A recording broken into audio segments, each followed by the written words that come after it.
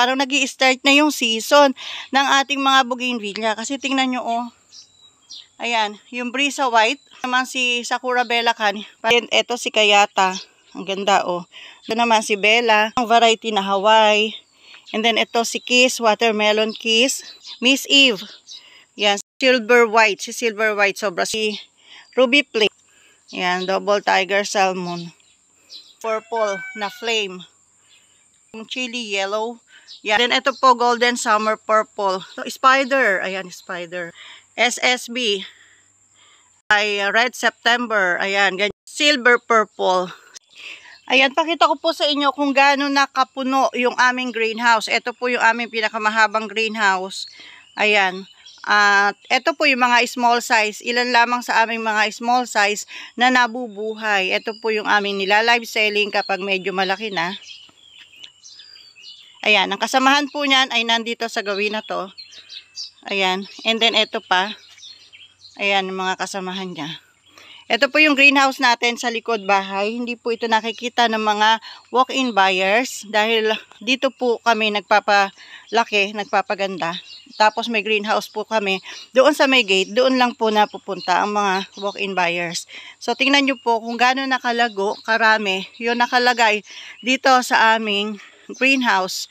Kaya nag-iisip ako na ibenta na yung iba sa kanila. Yung mga pinapalago ko sana dahil napupuno yung greenhouse na to, wala kami mapaglagyan ng mga nabubuhay. Ito naman po yung mga mother plant ko na lagi kong kinukuhanan pero lumalago pa rin sila. Mabilis silang lumago kasi parang medyo nag-enjoy sila sa lugar na to, hindi masyadong mainit. Hindi sila direct sa sunlight kaya mabilis humaba yung kanilang mga sanga. So, ganun pala yung bougainvillea. Kailangan, wag mo siyang i-direct sa sunlight.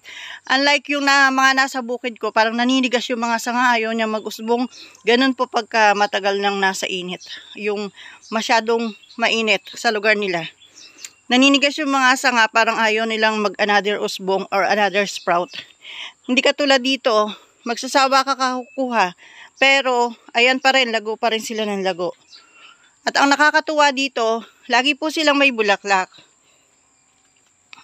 Ayan, iba't ibang variety po kasi to. So, lagi may bulaklak. Lalo na po ngayon, kaya nga sabi ko parang nag-i-start na yung season ng ating mga bougainvillea. Kasi tingnan nyo, oh. Ayan, yung Brisa White, may bulaklak. Ito naman si Sakura Belacan, parang hindi nawawala ng bulaklak. And then, ito si Kayata. Ang ganda, oh. Napudpud na to, nakuhanan. Pero wala pa kaming nabebenta. Malamang ko hindi napapatubo, kaya hindi lumalabas. Ito naman si Bella. Ayan, mga variety po na hindi nagsasawang mamulaklak. At syempre, yung mga lumang variety na Hawaii. And then, ito si Kiss, Watermelon Kiss. And, ayan si, ano nga pangalan nito? Nakakalimutan ko, masipag mamulaklak to sa grafted eh. Miss Eve. Yan, si Miss Eve. Si Bella pa rin. And then si Silver White. Si Silver White, sobra sipag niyan. Hindi ko nakikitang walang bulaklak. Silver White. Maganda siya pang panghang. Nakabagsak yung mga sanga niya. And then itong mga flame. Ito si Ruby Flame. Ayan, lagi ring may bulaklak. Si Ruby Flame. And then ito, si Double Tiger, hindi nawawala ng bulaklak. Ayan, Double Tiger Salmon. And then yung mga opal, kahapon kinuhanan ko na ng mga sanga. Yung mga opal na yun, may bulaklak o wala, kinuhanan ko. Then yung purple na Flame. Ayan, then yung mga nakahang ko na to, mother plant ko rin to. Kinuhanan ko na rin po kahapon lahat ng mga sanga na pantanim. And then itong Chili Yellow. Yan, mamaya ito kukuha na namin. Kaya hinihintay ko muna yung ating mga taga-tanim bago ko umalis at pumasok. So ito, tinan nyo, bahagi ito ng mga mother plant ko. Naging 3 stilmating na yung mother plant ko dito sa dami. Ayan. Yung mga nakahang na yan, tingnan nyo, ang mga mother plant ko rin yan, hindi ko binibenta, pinapahaba ko talaga yung sanga. Ang gaganda po nila ngayon, ang daming bulaklak. Tingnan nyo. Lapitan natin. Then, ito po yung mga napopropa namin, oh. Ang dami, grabe. Hindi maglulubay ka live selling. Hindi maglulubay. Indian Red. Si Indian Red hindi siya magandang panghang. Kaya lang wala akong mapagtaniman. Kaya naihang na lang siya. Sobrang laki po ng bracts niya. Si Indian Red. And then ito po Golden Summer Purple. Tingnan nyo ang daming bulaklak. Oh. Ihang nyo na ganito yung mga bougainvillea nyo kapag marami na kayo. Wala na kayong mapaglagyan. Ihang nyo para tipid sa space. Yan. Golden Summer. Hindi ko po ito binibenta. Kinukuhanan ko ito ng sangay. Dito tayo kukuha ng pantanim para may maibenta tayo. Pinakikita ko lang po sa inyo kung gaano sila kaganda. Kapag stable na sa'yo, matagal na sa'yo, matagal mo ng alaga, basta wag mo pong ilalagay sa full as in maghapong mainit. Or sobrang init sa place na yon, wag nyo po ilalagay sa ganon. Para manatili siyang lumalago. Pagka sobrang nainitan siya, yung usbong niya parang ano ba to, yung nalalanta, nagbabrown yung usbong niya, hindi siya another spout, di siya lalago kapag sobrang init. Tingnan nyo po ito, bird, ano ba to? Spider, ayan, spider. Yan, ang ganda. Mamaya kukuhanin ko na yung mga sanga niya at ipatatanim natin yung spider na to. And then ito pa, SSB. Ayan, si SSB Purple. Mamaya, kukuhanin na kita ng sanga. Wait lang natin si ate tata, yung ating kasamang taga-tanim. And then ito ay Red September. Ayan, ganyan kabulaklak si Red September. Basta alagaan nyo lang po sila at manatili silang buhay. Wala silang pupuntahan kung hindi gumanda. Ayan. Ito naman ay Silver Purple. Silver po yung dahon niya. Ayan, silver yung dahon niya. And then, meron din siya dahon na green, pero may mga silver siyang dahon. Tapos purple po yung flower niya. Ayan, mga variety na masipag mamulaklak, isinesave ko talaga para kuhanan ko po ng mother plant or ng sanga pang propa.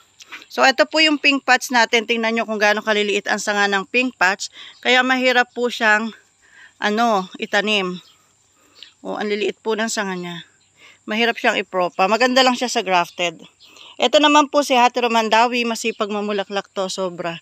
Napupuno ng bulaklak to. Lalo na kapag season. Ayan. Isa pa sa kukuhanan ko ng sanga mamaya na tinatarget ko.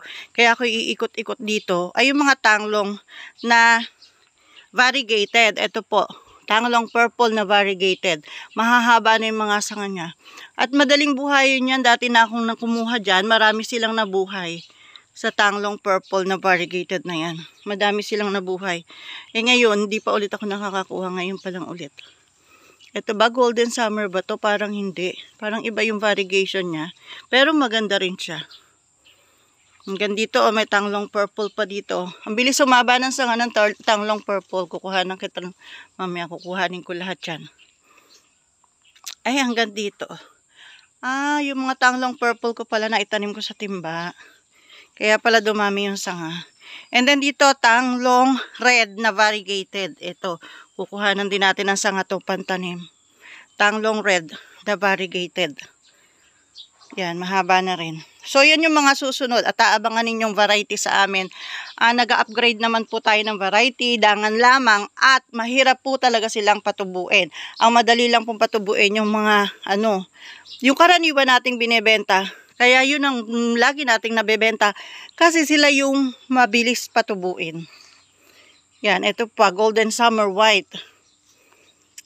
Yung mga variety po ito na maliit-liit ang sanga, magandang ipanghang, pero mahirap patubuin. Ganyan.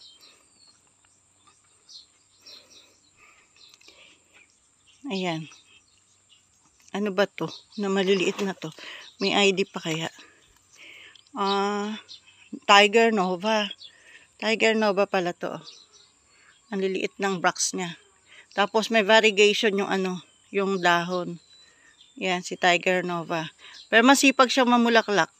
Yan, di pa nga, nagsisimula pa nga lang season, ang dami na niyang bulaklak. So, ito po yung mga susunod nating variety.